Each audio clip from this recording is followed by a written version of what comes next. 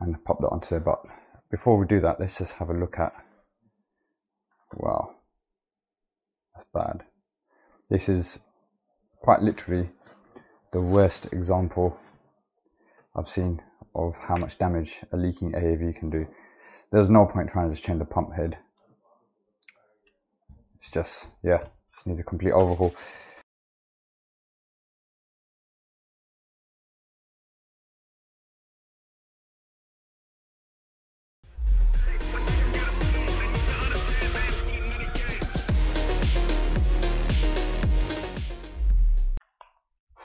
What's happening, guys and girls and people? I'm gonna make this one very quick because it's 11 o'clock and I've just got, well, I haven't just got in, I've just had my dinner. Got in about 10 o'clock tonight. Silly season is in full swing, and yeah, it's really creeping up on us now. So I'm going to keep this intro nice and short and sweet. You can see, I don't know if you can see my left eye's flickering as well, or quivering. I need to go to sleep. Right, this job was a bit of an overhaul. Not happy with how the Vaillant engineer conducted themselves with the customer. I understand on one side of the story, but you'll see as I do the job, there was no reason for the Vaillant engineer to not be able to do this as a fixed price repair. If you're watching this video, if you are one of my subscribers, drop me a message, let me know what the situation was if you want. If not, that's fine as well, but ultimately it was a job that was doable. There wasn't any reason why the Vaillant engineer couldn't have done it, but it came down to me in the end, which is fine. I've now gained a customer for life. He's already given me more work, which I've already carried out, and you'll see in future videos. And yeah, he was very happy with the initial, with the final outcome, sorry. And long may it continue. Like I said, I'm probably not really making much sense in this intro. I hope you guys enjoy it, and yeah, I'll see you soon. Silly season. So this job that I'm here to do today is quite a big repair job. Let me show you. I came here last week for what was suspected to be just a leaking AAV on a Vaillant Ecotech Plus, and this is what I found. So the AAV is leaking, but as you can see, very badly. It's leaked all over the pump housing there. The pump housing as well, it seems to have, I've never had that before. I've actually never seen one in this bad of a condition before, if I'm being perfectly honest. Now, and also it's got an F52 on the front as well. So that's the mass flow sensor, which is a £144 piece of plastic. Now, a bit of a backstory behind this. I called Vaillant when I was here last week, because for me to do the repair, it's going to cost the customer an arm and a leg. So I called up Vaillant, booked it in for a fixed price repair for the customer, and the engineer came out, and apparently he just wasn't in the mood to do it or whatever, and he made up some cock and bull story, fed that back to Vaillant, and now they're refusing to do the job, and the customer's fighting to get his £399 back, plus they've tried to charge him a call-out fee for that day, because they're saying, I don't know what excuse it was given, but they're basically trying to charge him another call-out fee. Now, the customer's obviously not happy about this, so he's called me back and just said, look, I just want you to do it. He knows it's going to be more expensive, but I've got all the bits. I can get it done. So we've got diverter valve. Now that diverter valve, I'm trying to save the customer some money here, because it's going to be quite an expensive repair. So the diverter valve, that one, I put that into an Ecotech Plus about a year ago, and then that was the one where I swapped the Vaillant for an ECA up in the loft. So I took that out of there because that's pretty much new. So we're going to try and reuse that, because the diverter valve is passing as well. When you run the hot water, there's heat going down the flow. That's why diverter is changing as well. So we're going to reuse that one. Mass flow sensor. Now they do come in different part number depending on what kilowatt the boiler is. I don't know what kilowatt I took this out of, but it's got the part numbers on here. So when I take that one out, if these part numbers match up, then I can reuse this one in there as well. If not, I do have a brand new one here.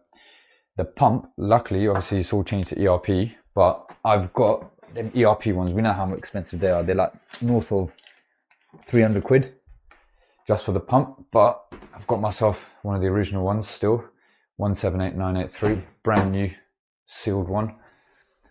So we're going to be replacing, normally I would just be changing the head, but given the condition of the whole housing and everything, I'm going to be replacing the whole thing because I don't want to just change one bit and then there's leaks from it. It's just in a very, very bad state. So it's just better off replacing the whole thing.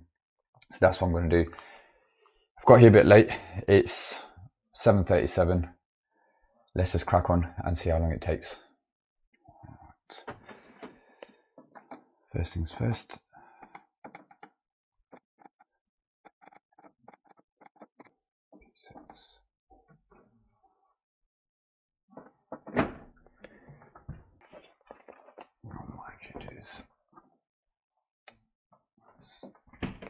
Anything to make my life easier on this job.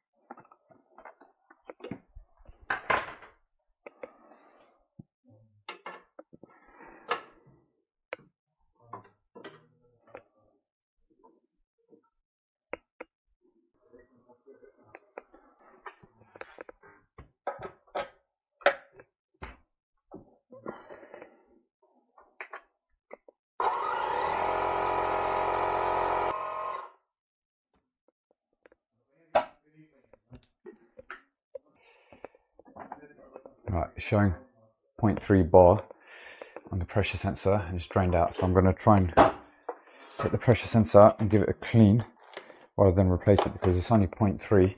Like I said, on this job, because it is quite an expensive repair, I'm going to try and do what I can to save this customer money. Because out of this job, I have actually got a bigger job to do. Well, not bigger, well, yeah, a bigger job. They want to change this to a gas hob, but the old gas hob used to be here. So there's no gas supply here, so I do need to do a new gas run. So take it from there up, it's going to go around, down there, and then drop into there. So yeah, that's obviously going to cost as well. So I'm trying to help this customer out massively by just doing an honest job. Where do I start now? Start disconnecting.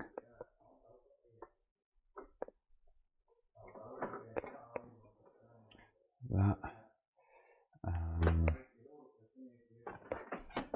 Let's disconnect the PRV nut underneath. I haven't done a full pump in so long. Just want to double check what connections I need to take apart.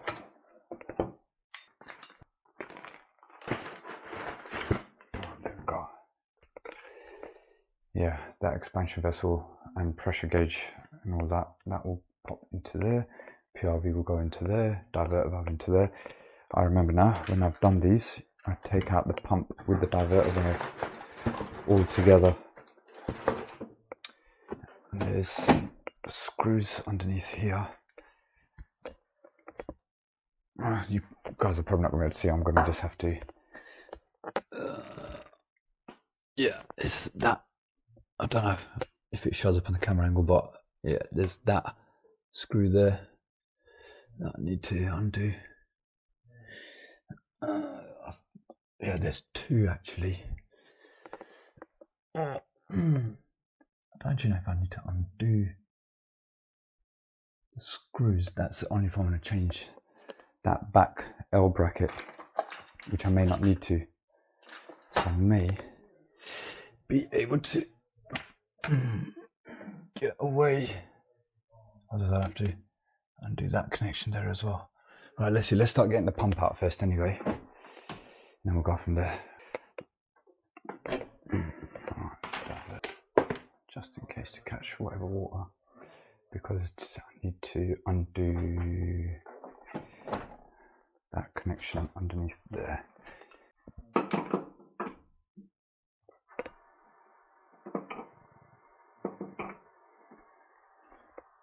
What's that doing? Ah, okay. That's draining out a bit more water. That's good. So I know you guys can't really see this, but there's a back nut behind that valve.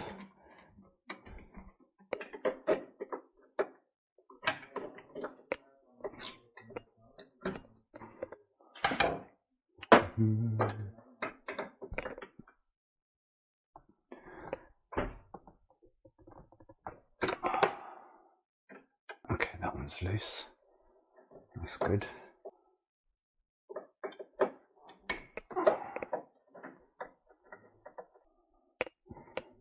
This is a bit annoying. Ideally, actually no, it's not. It might actually work in my favour because it stops it from flapping down.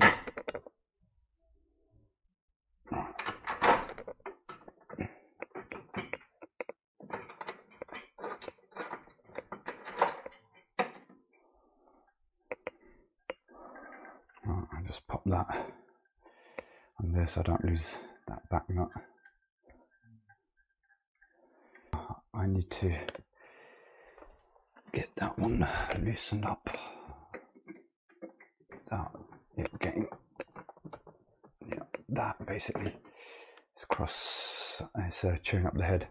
There we go, got it. Yeah, I'll get another one of these out the van. Now the good thing is, because I am changing the diverter and the pump, I don't have to worry about separating it from there. I'm gonna, once I've undone the pump and everything, I can lift the pump out together with the diverter valve connected. What was I doing? I was disconnecting the pump power cable. That's undone.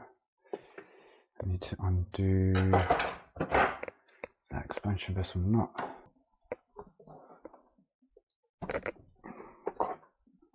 That is properly seized over there.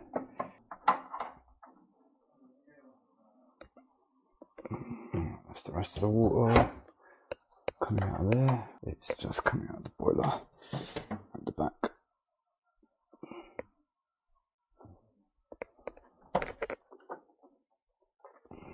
Okay.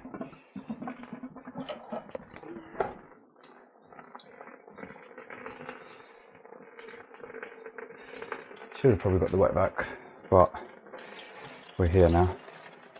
Alright, at least that's all the water out now. I'm guessing that happened because the AAV is probably buggered, so I wasn't able to. Now this bit I need to be careful of, that it doesn't crack. I've had that before as well. It's ready to come out. Let's just have a look at this. So it's only got one screw that's holding it into that L plate, and then this little nipple at the back sits into the back of that L plate. So I've undone that. I've undone the expansion vessel bit, pressure gauge in there. PRV has been disconnected from below. So in theory now I should just be able to pull the whole thing out.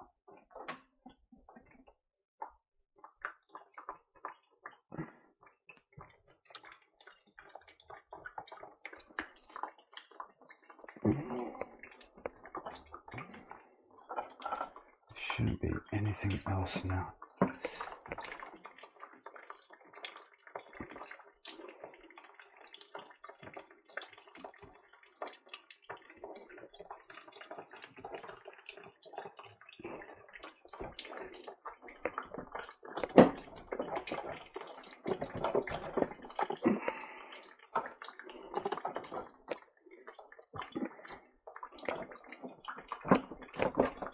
Yep, it's coming.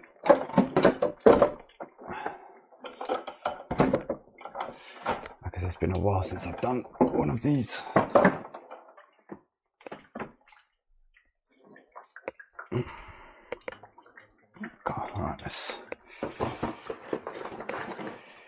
There we go. And that's the bracket I was saying. To get to that screw is an absolute nightmare, so I'm not going to bother doing that. I'm going to get the wet vac now first. Hoover everything up in here, make it nice and dry, and then we'll crack on with the rest of the repair. Okay, let's start rebuilding this. Got the new pump, new diverter valve.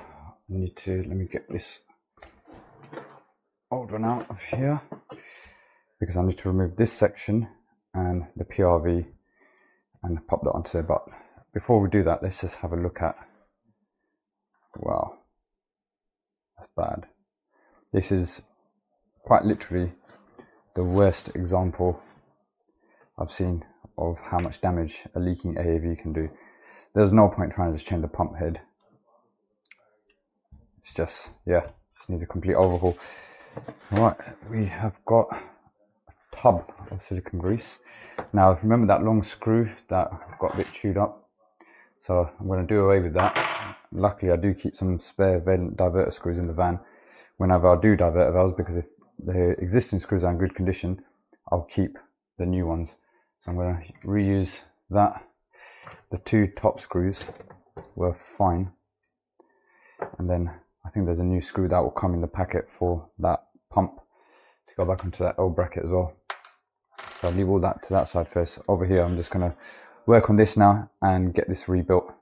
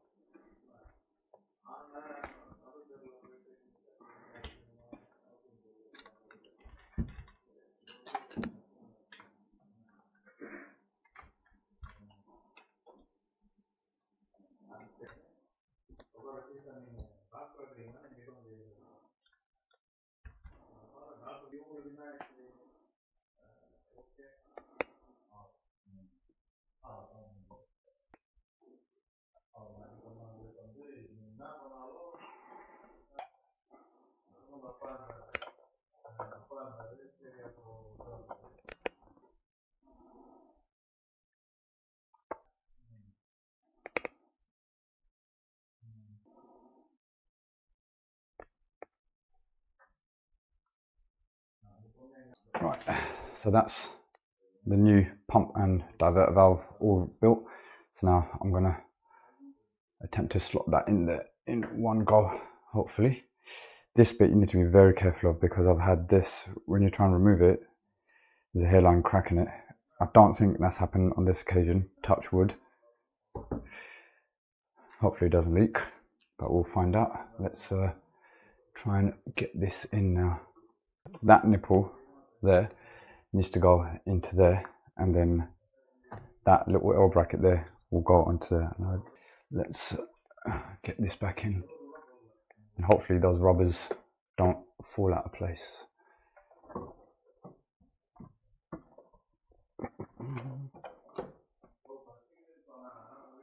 Okay,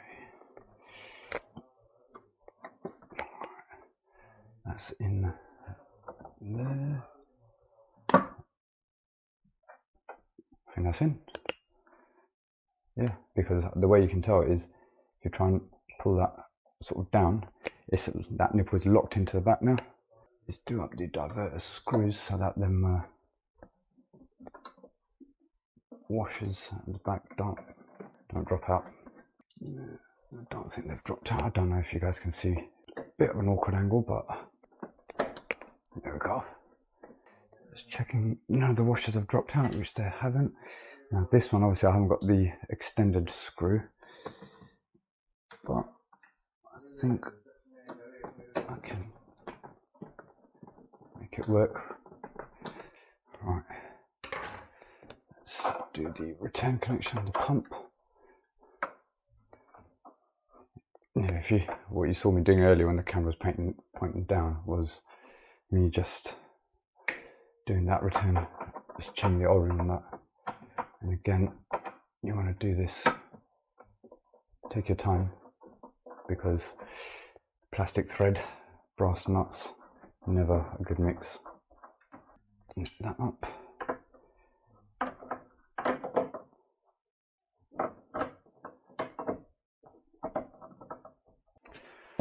Okay, expansion vessel fiber washer.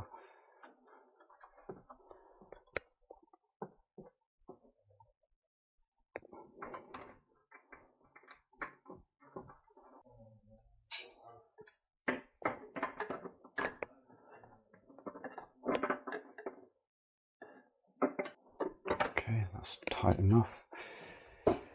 Now let's do the return pipe.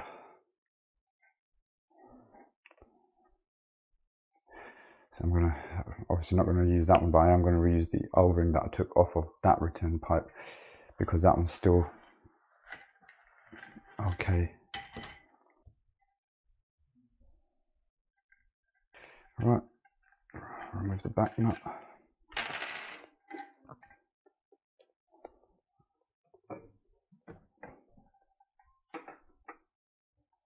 Right, that's gone in. Come on, clip. Right, good. That's gone in. Right, now I'm going to take the camera off because I need to get underneath there, and you guys aren't going to be able to see anything, so I just need to do that return connection back in there and do the PRV nut up, and then I'll come back and I'll repressurize it and we'll test it whilst I do the mass flow sensor. Right, everything's done up, everything's tight as far as I know, so let's turn the drain off before I repressurize it. Let me take that pressure sensor out. I'll try and clean up. Yeah, let's clean that up a bit. Let's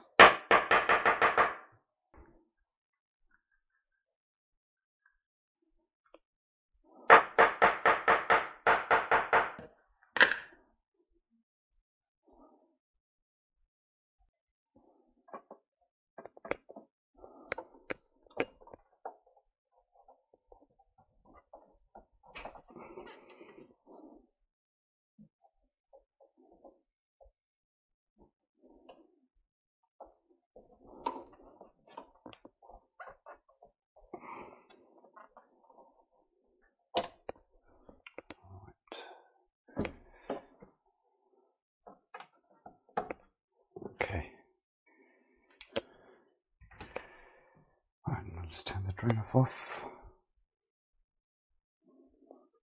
I'll turn it on first and see what the pressure reading is showing.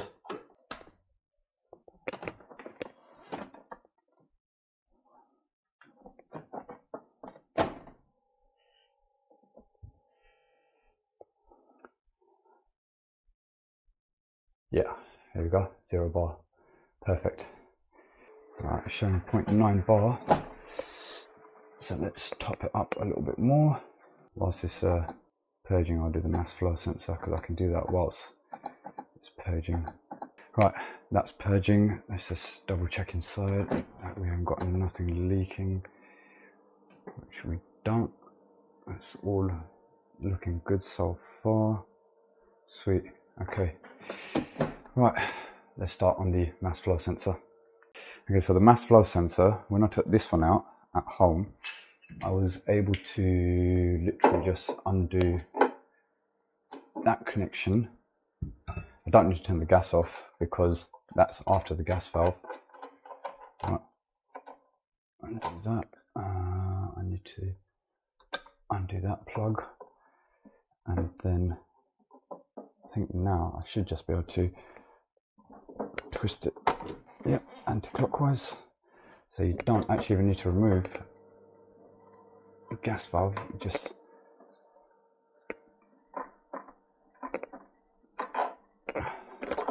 twist it and you can get it out the back without removing the gas valve. Now, this is the most important bit. I need to check. That says 338 on there, 338. Yes, this is the same one. Perfect. Let's undo this clip. Okay, take that off of there. Keep that venturi. Pop that back in there. Pop that clip back in there. And I'll get a new 1/2 inch fibre washer for that top connection. But that now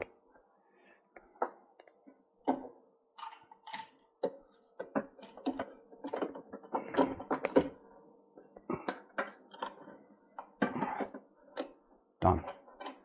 Let's get a new fibre washer on there and then we'll test it all.